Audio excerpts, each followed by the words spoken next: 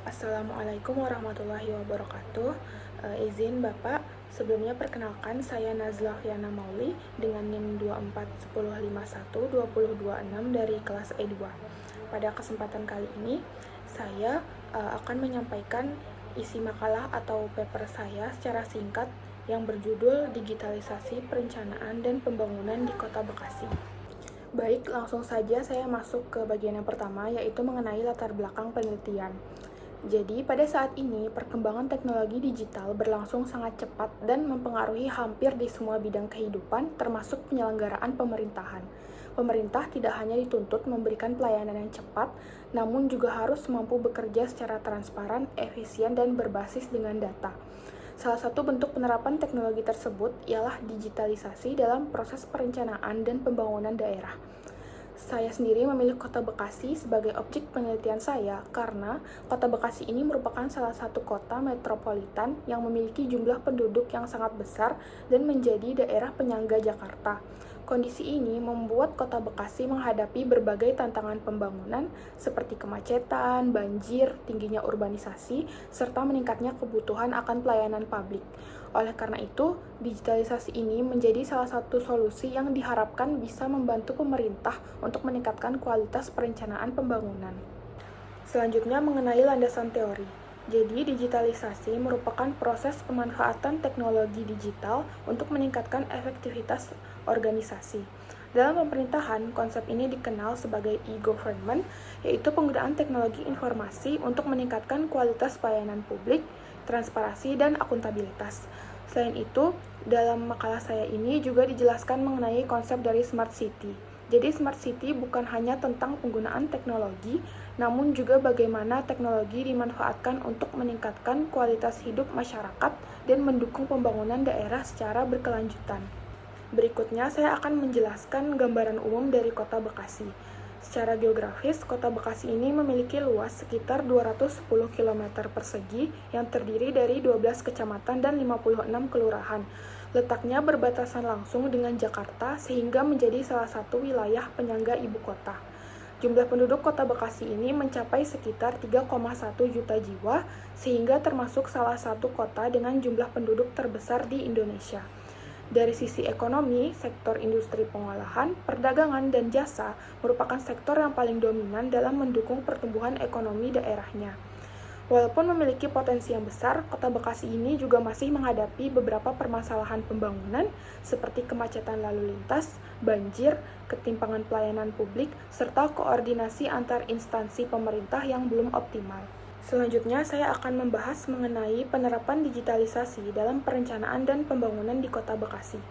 Untuk bidang pelayanan publik, pemerintah Kota Bekasi sendiri telah menerapkan berbagai inovasi digital, salah satunya adalah OSS atau ePTSP yang memudahkan masyarakat mengurus perizinan secara online tanpa harus datang langsung ke kantor pelayanan. Selain itu, terdapat juga e-Musrenbang yang memungkinkan masyarakat menyampaikan usulan pembangunan secara daring sehingga proses perencanaan menjadi lebih partisipatif.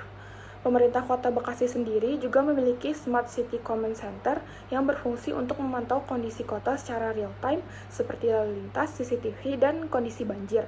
Dengan adanya sistem ini, pemerintah dapat mengambil keputusan dengan lebih cepat berdasarkan data yang ada. Untuk bidang ekonomi sendiri, pemerintah Bekasi telah mendorong digitalisasi UMKM melalui pelatihan digital marketing, penggunaan marketplace, serta akses pembayaran digital. Selain itu, ada juga sistem pengadaan barang dan jasa sudah menggunakan sistem elektronik sehingga menjadi lebih transparan. Di bidang pendidikan, diterapkan juga SIMDIK dan ePPDB sehingga pengelolaan data pendidikan menjadi lebih efektif. Sedangkan pada bidang sosial, pemerintah Bekasi sendiri menggunakan data terpadu kesejahteraan sosial berbasis digital agar penyaluran bantuan kepada masyarakat menjadi lebih tepat sasaran. Jadi dari berbagai program yang telah saya sebutkan tadi, ada beberapa dampak positif. Yang pertama adalah pelayanan publik ini menjadi lebih cepat dan efisien. Yang kedua, transparansi dan akuntabilitas pemerintah meningkat karena proses pelayanan dan pengadaan dapat dipantau secara digital. Yang ketiga, pemerintah memiliki data yang lebih akurat sehingga perencanaan pembangunan dapat dilakukan dengan lebih tepat. Selain itu, masyarakat juga bisa memperoleh kemudahan karena banyak layanan yang dapat diakses secara online tanpa harus datang langsung ke kantor pemerintah. Namun demikian, implementasi digitalisasi ini masih menghadapi beberapa tantangan. Yang pertama tantangannya yaitu kemampuan ASN dalam menggunakan teknologi digital masih belum merata. Yang kedua, masih terdapat keterbatasan infrastruktur digital dan anggaran. Yang ketiga, sistem informasi antar OPD belum seluruhnya terintegrasi sehingga masih ditemukan adanya data yang terpisah. Selain itu, masih ada kesenjangan literasi digital di masyarakat serta tantangan dalam menjaga keamanan data. Jadi berdasarkan kondisi tersebut, terdapat beberapa strategi yang bisa dilakukan. Jadi pemerintah bisa meningkatkan kompetensi ASN dengan mengadakan pelatihan digital, memperkuat integrasi sistem informasi antar OPD, meningkatkan keamanan data, memperluas akses internet, serta mulai memanfaatkan big data dan AI dalam proses perencanaan pembangunan. Mungkin sebagai penutup, saya dapat menyimpulkan bahwa digitalisasi ini memiliki peran yang sangat penting dalam mendukung perencanaan dan pembangunan di Kota Bekasi. Jadi berbagai inovasi digital telah memberikan dampak positif terhadap pelayanan publik, transparansi pemerintahan, serta kualitas pengambilan keputusan. Walaupun masih terdapat beberapa tantangan yang telah saya sebutkan tadi, namun dengan strategi yang tepat, digitalisasi ini diharapkan mampu mewujudkan tata kelola pemerintahan yang lebih efektif, efisien, transparan, dan berkelanjutan. Mungkin sekian penyampaian isi makalah atau paper saya secara singkat ini. Apabila ada salah kata, mohon dimaafkan.